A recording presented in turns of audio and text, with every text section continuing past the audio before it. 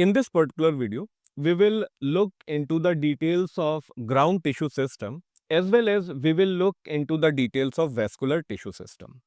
Now, talking of ground tissue system, the tissue system that forms the bulk of plant is this ground tissue system.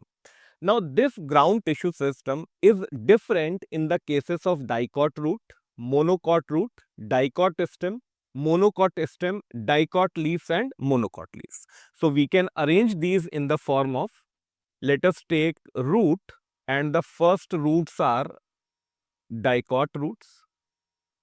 The second, we will talk of monocot roots.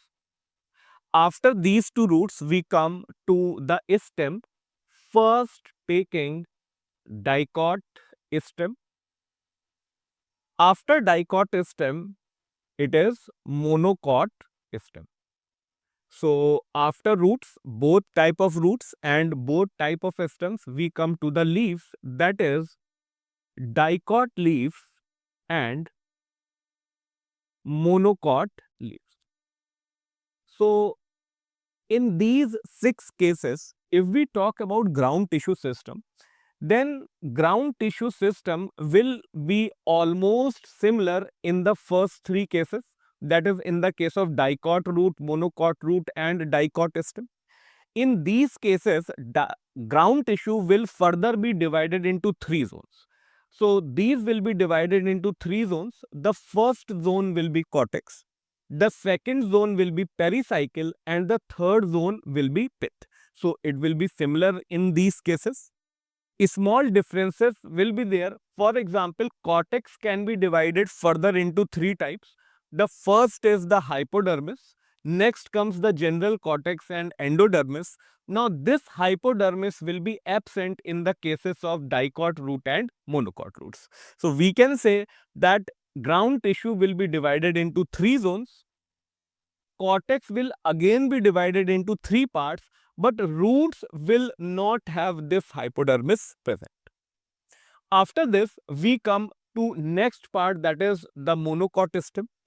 In the case of monocot stem, ground tissue is not divided into 3 zones. So, division of cortex, pericycle and pith will be absent in the case of monocot stem.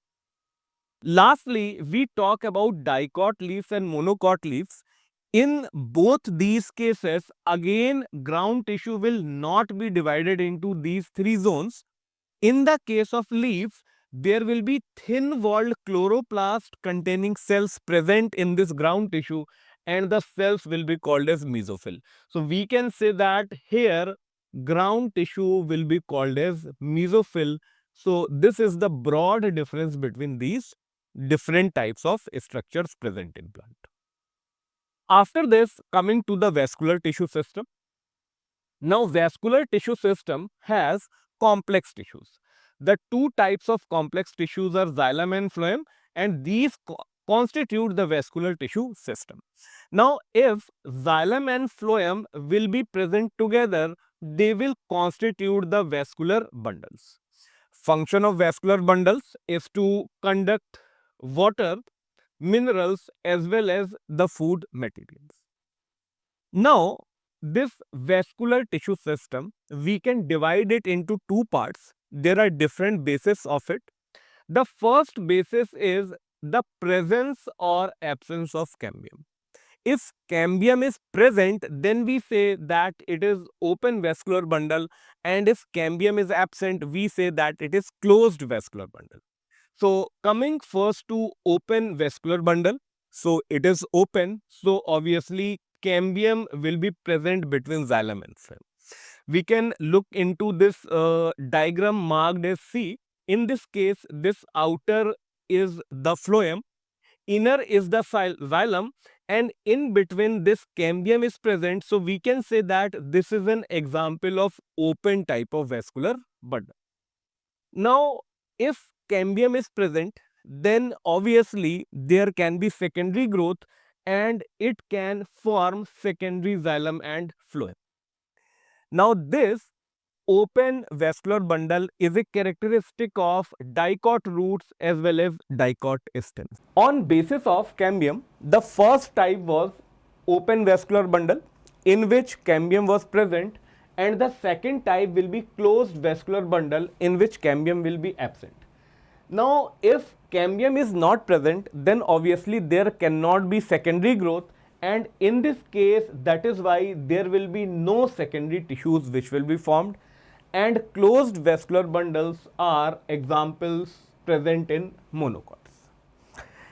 The first classification was based on presence or absence of cambium. The second classification is based on the location of xylem and phloem.